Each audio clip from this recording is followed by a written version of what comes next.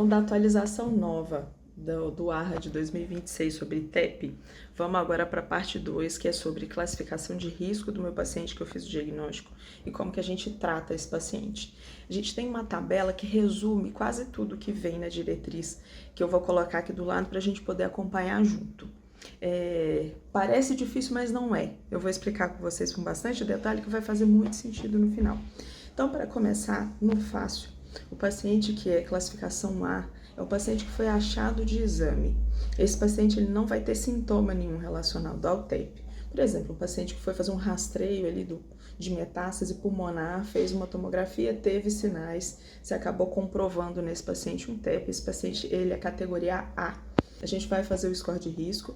Esse paciente pode receber novos anticoagulantes orais, se ele não tiver contraindicação, e pode receber alta hospitalar. O paciente classificação B, a gente vai pegar o grupo dos pacientes sintomáticos, sem repercussão hemodinâmica, sem hipotensão, sem sinal de hipoperfusão periférica, e a gente vai aplicar algum score de gravidade, que vai ser o PESE, S-PESE, ESTIA, tem alguns que a diretriz cita. Vou escolher a mais fácil aqui para a gente ver junto.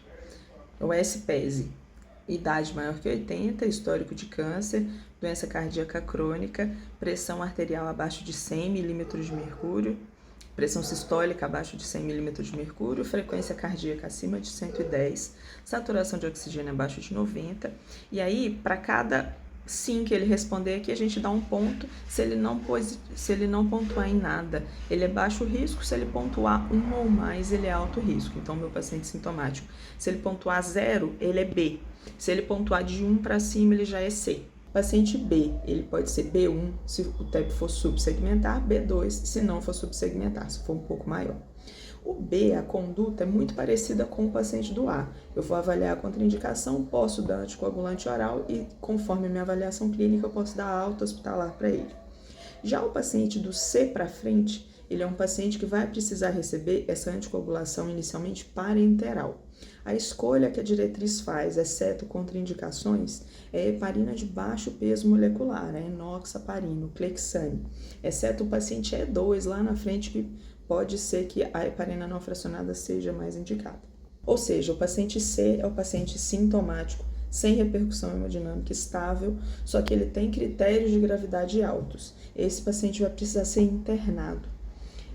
A gente vai ter que fazer alguns exames adicionais nesse paciente para classificá-lo um pouco melhor. O que a gente vai precisar? De uma imagem do ventrículo direito, especialmente de preferência o eco, e a gente vai precisar de exames de sangue específicos, biomarcadores cardíacos, troponina, NT-proBNP, lactato e função renal, que a gente vai ver que a gente vai usar isso na classificação lá na frente. Para a gente dividir a classificação C, a gente vai usar justamente a função do ventrículo direito no eco e os biomarcadores. Se ele não tem nada disso positivo, ele é C1. Se ele tem um desses dois positivos, ele é C2. Se ele tem os dois positivos, ele é C3. Paciente C, tratamento do TEP, sempre anticoagulação. Heparina de baixo peso molecular, exceto contraindicações. Os pacientes D e E são os pacientes que têm repercussão hemodinâmica secundária ao TEP.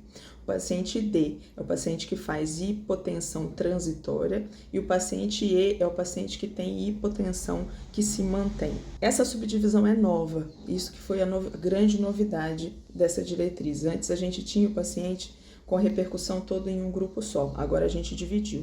O paciente com grupo D, ele é D1, se ele tiver hipotensão, mas não tiver nenhum sinal de hipoperfusão periférica. Se ele for D2, ele tem sinal de hipoperfusão periférica. O que é isso? Lactato acima de 2, queda da função renal, redução do débito urinário, aumento da creatinina, rebaixamento do nível de consciência, queda do índice cardíaco, que a gente define como hipotensão. Então, é o paciente que vai ter pressão sistólica menor que 90, ou então uma redução maior que 40 milímetros de mercúrio na pressão que ele chegou. E isso com duração de menos que 15 minutos, ou então com resposta a fluido EV. Já o paciente E é aquele que faz hipotensão que não é transitória. Então, a gente tem o E1, que é um paciente que tem um choque que responde a volume e droga vasoativa. O E2 é o paciente que já está refratário ao uso de drogas vasoativas e pode ser o paciente até que tem parada cardiorrespiratória. É o paciente mais grave do nosso espectro de sintomatologia de TEP. Do D para frente, a gente começa a ter a opção como tratamento a trombólise sistêmica. Inclusive, antes a gente não tinha indicação de trombólise sistêmica para o paciente que tinha hipotensão transitória. Agora a gente já tem essa indicação.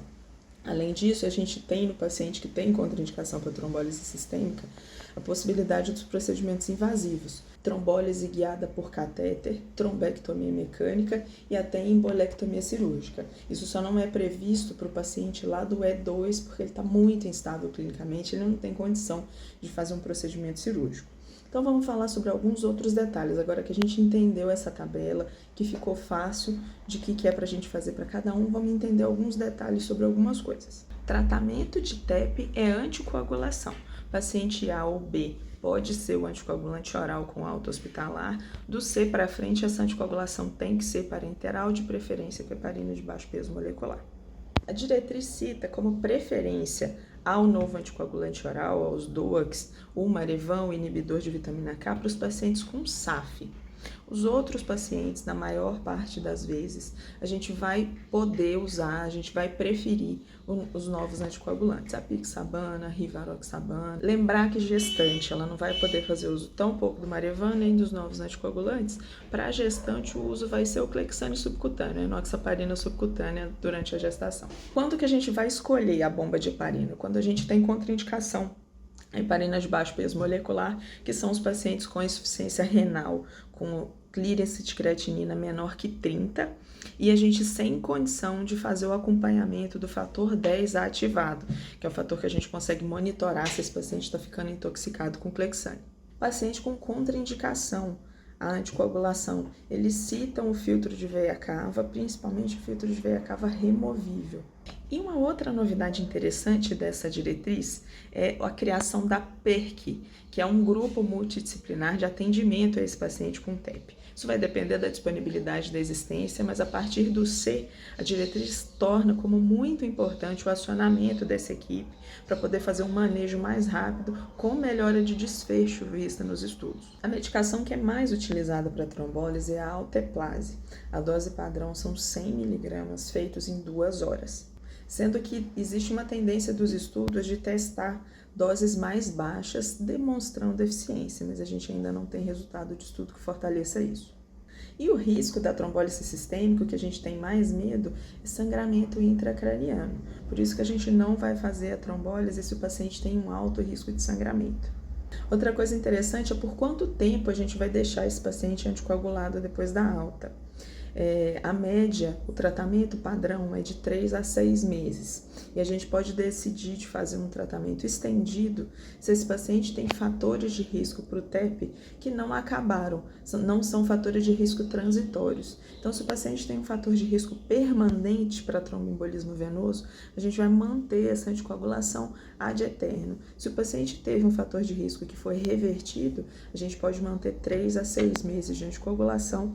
A preferência vai ser também pelos novos anticoagulantes, os DOAC. A diretriz traz pra gente uma tabelinha com o que a gente vai olhar no eco para dizer que esse paciente tem repercussão no ventrículo direito. São alguns termos que são bem específicos do ecocardiograma. Eu vou falar aqui, colocar a tabela, porque a diretriz traz, só pra gente ter uma ideia do que o ecocardiografista vai medir. Então, a dimensão do ventrículo direito, ele traz aqui essas definições de parâmetro, a relação entre o ventrículo direito e o ventrículo esquerdo, a gente medindo o diâmetro diastólico final e fazendo a divisão de um pelo outro, o TAPSE, evidência de hipertensão pulmonar e a velocidade sistólica da tricúspide. Então, o ecocardiografista vai olhar essas informações e ele vai dizer pra gente se esse paciente tem ou não repercussão hemodinâmica no ventrículo direito por conta do TEP. Na angiotomografia, a gente consegue também fazer medidas para poder dizer, de alguma forma, sobre essa repercussão, mas a preferência é sempre o eco para dar essa informação para a gente. Deu para entender?